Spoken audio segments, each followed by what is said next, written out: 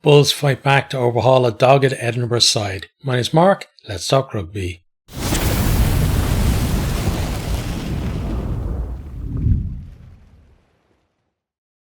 We really are being spoiled by the quality of the URC quarterfinals so far. Last night's game was brilliant, this one as well.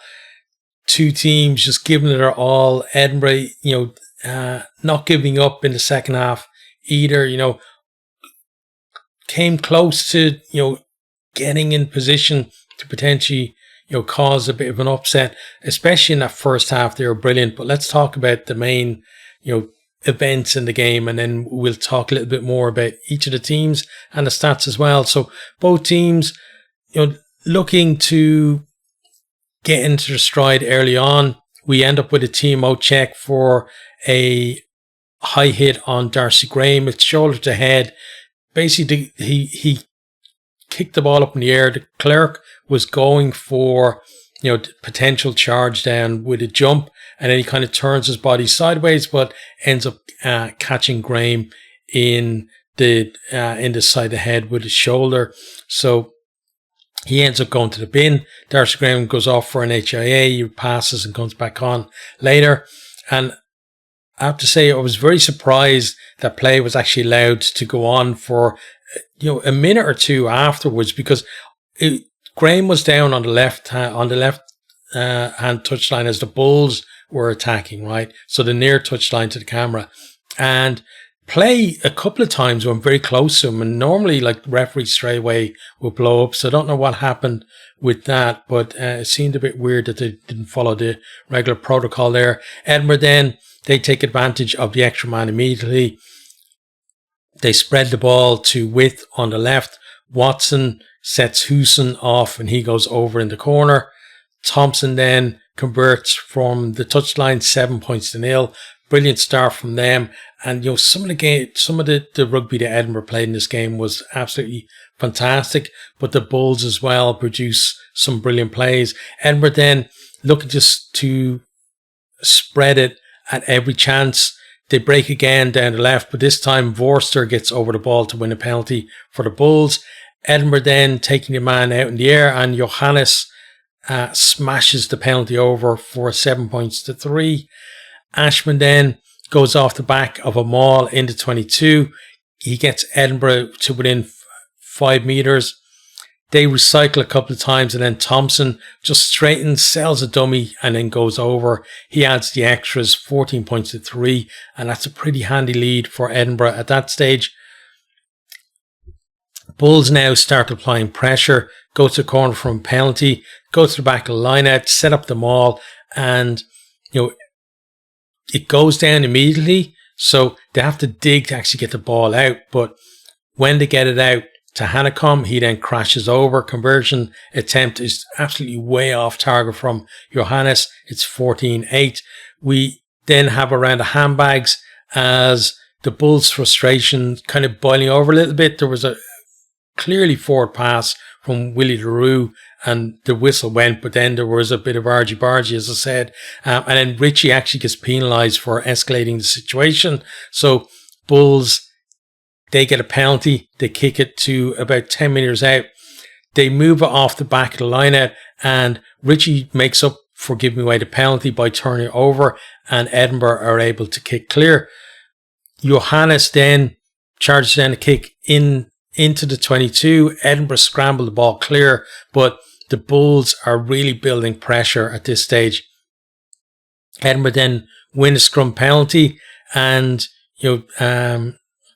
They looked like the Bulls were going forward, but the referee said that they were actually driving up, and that's why they got penalised for that. But for the most of the game, the Bulls had more than an edge, let's say, in the scrums. Edinburgh then go up the line into the 22 from that penalty. They move it off the line out, very slick move. And Thompson over for his second try, convert for 21.8, and you feel Bulls need to get their act together, and they start doing it pretty much straight away. They hit back almost immediately.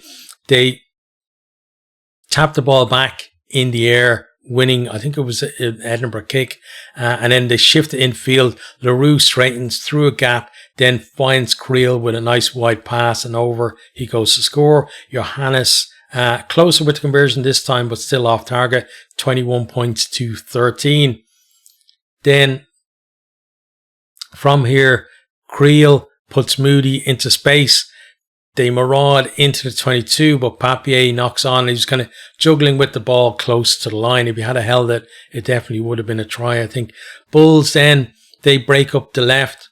Leroux with a bullet pass to Witt, out to Creel. He chips the cover.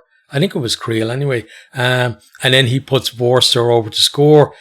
Creel then takes the conversion from the touchline, but it's another miss, 21 points, 18. I think he took that because Johannes was getting treated at the time. Bulls then win a scrum penalty on the stroke at half time. Up the line they go. They work it into the 22, but Edinburgh managed to strip the ball and get it off the field.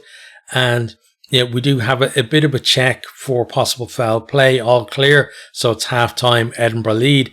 Into the second half then, Bulls win a scrum penalty. They go up the line. Maul doesn't make much ground. Then Moody and Hanekom get them a bit of go forward. They switch the ball in field. Leroux gets his hands free through a tackle and puts Moody over to score, converted for 25 points to 21. And Willie Leroux is just absolute class act as a player. Every time I see him, I'm just, in awe of the skills that guy has.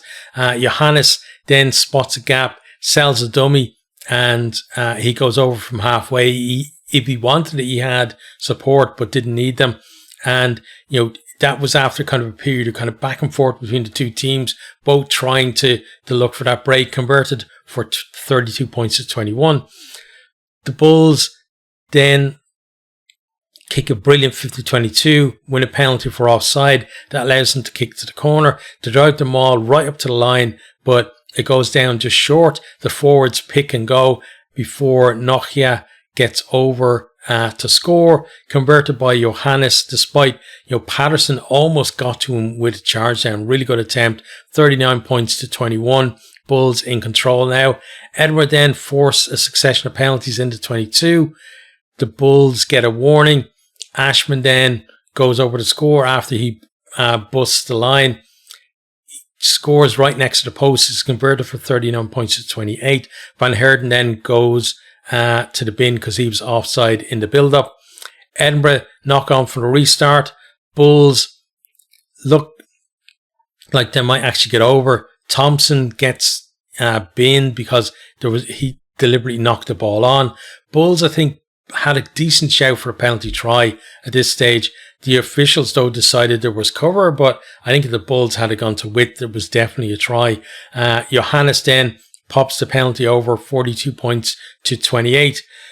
Graham then counters down the right. I thought he did really well because, initially looks like he's going to get caught. He catches a kick, looks like he's going to get caught, kind of slips out of that, goes on, slips a little bit, kind of half tackle, gets back up and makes great ground over the halfway line on the right touchline. Then they switch it left. Bradbury draws a tackle and then offloads to Creel to go over. Conversion is missed for 42 points to 33. Bulls then, they're offside, and referee Adam Jones awards the penalty, but then he's walking backwards, with his hand in the air for the penalty, falls over Hamish Watson. So that was a bit of, comic relief really in the middle of the game. Edinburgh then go up the line, despite, you can see the coaching box seem to want them to actually kick for the post, make it a one-score game. Bulls managed to turn them over, and then they clear it into the Edinburgh half. Muncaster then gets over the ball to win a penalty. Healy now on a 10 goes up the line, but Van der Merwe does so well, coming right through the middle of the maul, and wins a turnover for the Bulls. Bulls then, they're up to their end. They go to the corner from penalty, haven't soaked up that Edinburgh pressure. They've got a chance to win it here. Van der Merwe breaks off the back of a stalling maul, but he's forced into touch as he went for the corner. Edinburgh then, they go quickly. Creel gets over the ball, wins a penalty for the Bulls. They then go to the opposite corner, but that that ends up being cleared as well. Clock into the red, and then the Bulls get it off the field. Full time, 42 points to 33. So Bulls into the semi-finals. But Edinburgh, brilliant performance from them. And I said it before the game, if they could go down there, not necessarily win, but put in a really good performance, that's going to be something that they can build on for next season. I think, again, they'll be disappointed that they lost, but you can't be disappointed with that performance. Okay, so let's have a look at the stats, and then we'll talk about the teams after that. Right, so let me pull the stats up here on the official site. And again, I wish these official stats had set piece stats as well, because, it's an important part of the game, and it's weird that they don't have it. But one important stat here as well, tries scored, 6 tries to 5. Brilliant, tip for tap between the teams, especially kind of around the middle part of that second half as well. Possession 50-50, clean breaks 10 for Bulls, 15 for Edinburgh, and 14 defenders beaten for Bulls, 21 for Edinburgh. Just shows how dangerous that Edinburgh attack was, and when Edinburgh are firing, they can produce performances like this. The frustrating thing for Edinburgh fans is that they don't do it often enough, and knowing that your team are capable of playing rugby like this, but also knowing that they can, produce complete dross, pretty much the same players is hugely frustrating, I think, for the fan base. But this wasn't a frustrating performance. This was really good from them. Offloads 14-11. Both teams looking to keep that ball alive, trying to avoid rucks, getting the ball slowed down by the opposition, keep that ball moving. There was always space there if you could keep the ball going, and that's what both teams did, I thought, really well in the game. Onto the fence end territory, 54-46. So the Bulls, I think that kind of told the Bulls playing enough ball in the Edinburgh half that when those little breaks came, that it was more likely that the Bulls were breaking potentially for a score rather than breaking over halfway. Number of tackles then 78 to 92. It's not that often you see both teams under 100 tackles actually in a game. Missed tackles 19-14. Tackle success percent, we see now it dips in the playoffs. 70% for the Bulls, and 75% for Edinburgh. I think, was it the Stormers, right? Last night dipped into the mid 60s or something last night. Was it 65 or 63? It was low anyway. But yeah, 70-75. Certainly you wouldn't expect that in a regular season game, but both these teams really, a lot of times we see in knockout games, defenses are on top. In this one, it was attacks on top, and you can see that from the tackle success there. Turnovers 1 then, 6 for Bulls, 7 for Edinburgh, and that was part of that whole swing in the game as well. Both teams winning turnovers, killing attacks, and then because of the mindset of both teams as well, immediately launching counterattacks as well from those. Kicking then, kick retains 3 from the Bulls, 0 for Edinburgh. And I thought the Bulls, their kicking strategy in the second half, they changed it and it paid dividends for them. They mixed things up. They were kind of turning Edinburgh at times. They were getting up there competing. And I think that was part of the reason why they were able to get that territorial advantage as well in the second half. Penalty conceded then 10 each. So, neither team hugely on the wrong side of the referee, but the Bulls did have that succession of penalties close to their own line that ended up with Van Heerden going to the bin. On to players then. 17 points from Johannes and 18 from Ross Thompson. Tries then, Hanekom with 1 for the Bulls, but there was all singles try scores for them, and then Thompson with 2 for Edinburgh.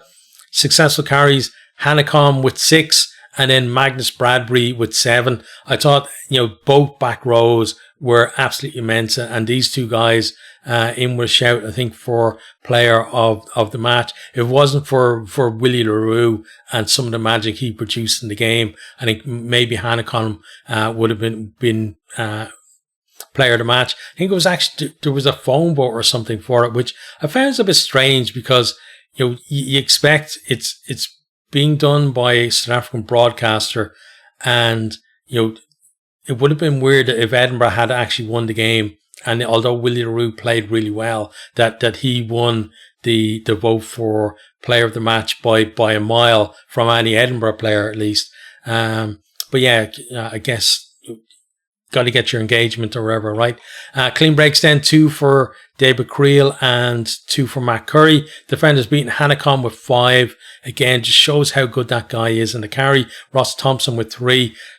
He picked some absolutely lovely lines as well to beat those defenders. Meters made at Hanekom with 85, Matt Curry with 90.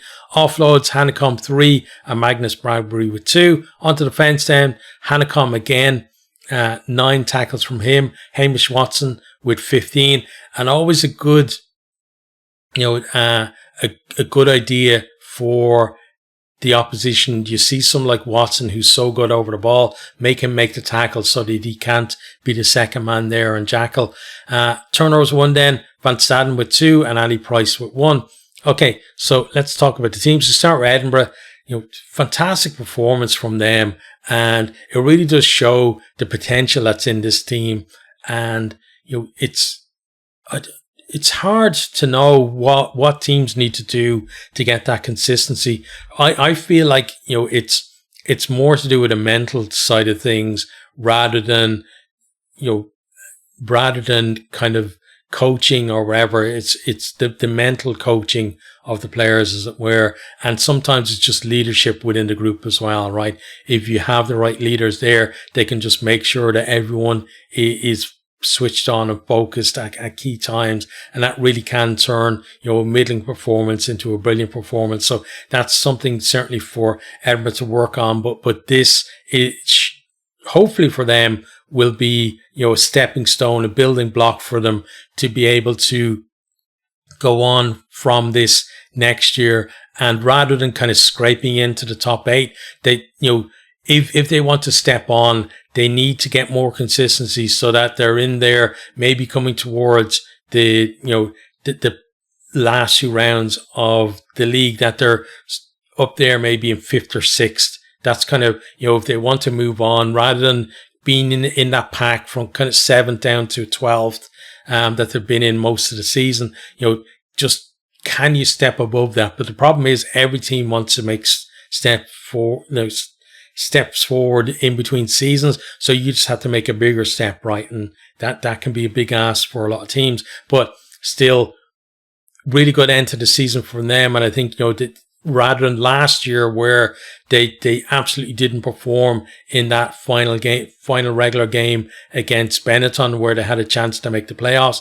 This year, they've done well. I thought they did well in the Challenge Cup too. So, a lot of positives to take from this season, but again, they have to build on it. Onto the Bulls then, first of all, just like to say, it was a nice touch that they had kind of on the numbers on the back of their shirts, they had little pictures woven into the numbers of Cornel Hendricks, who passed away recently from a heart attack. So that was a really nice touching gesture. And they also, for the rest of the season, they've kind of temporarily retired the number 14 shirt as well, because that was the shirt that he wore for them. So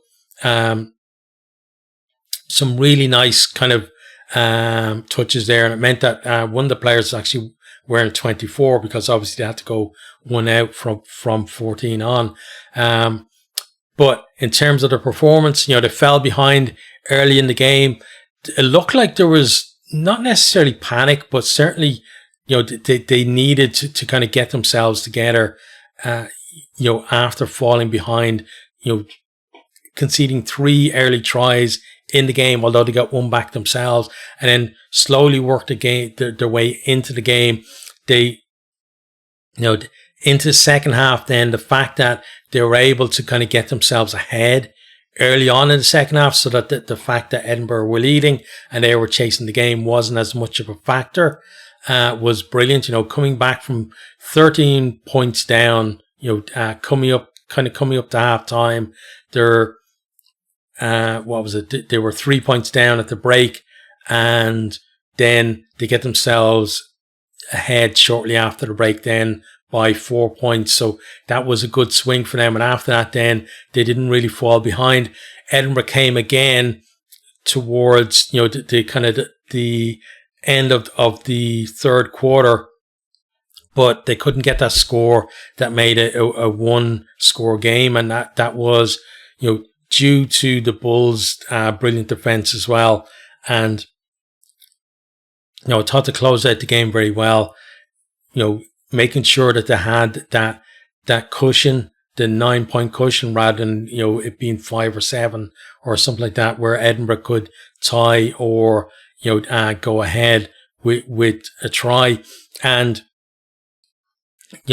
again, we always see the best of the Bulls when it's the forwards and the backs combined. When they go into that kind of let's play 9-man rugby kind of role, and for too much of the game, that's when I think the Bulls come unstuck. But here, forwards carrying well, they were dominating in the scrum, they were doing well, in certain mauls, not all their mauls, some of them kind of went a bit awry, but still, even off the back of poor mauls, strong carries, competitive at the breakdown. And then when they needed to, they used the backs as well. And then the backs, some of them really on fire, especially with LaRue. So brilliant performance from them. They're now into a semi-final. I think now, I'm pretty sure, they've made the semi-final every year.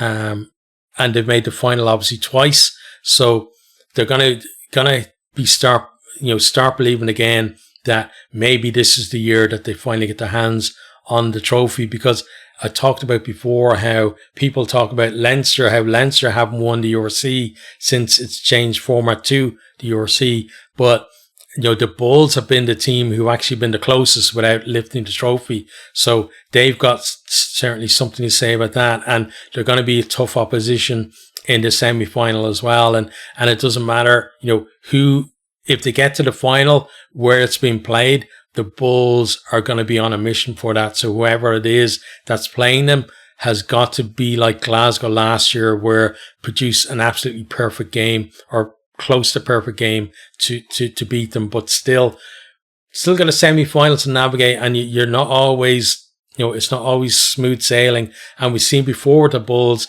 the potential issue with them is they always produce really good form coming into the playoffs, but then they run out of steam a little bit in the playoffs. And by the time they get to the final, they're not in that kind of peak form anymore. And it does give the opposition a chance. So have they timed the run well enough this year to actually get their hands on the title? One thing's for sure is they're going to be an absolutely hard team to beat in that semi-final.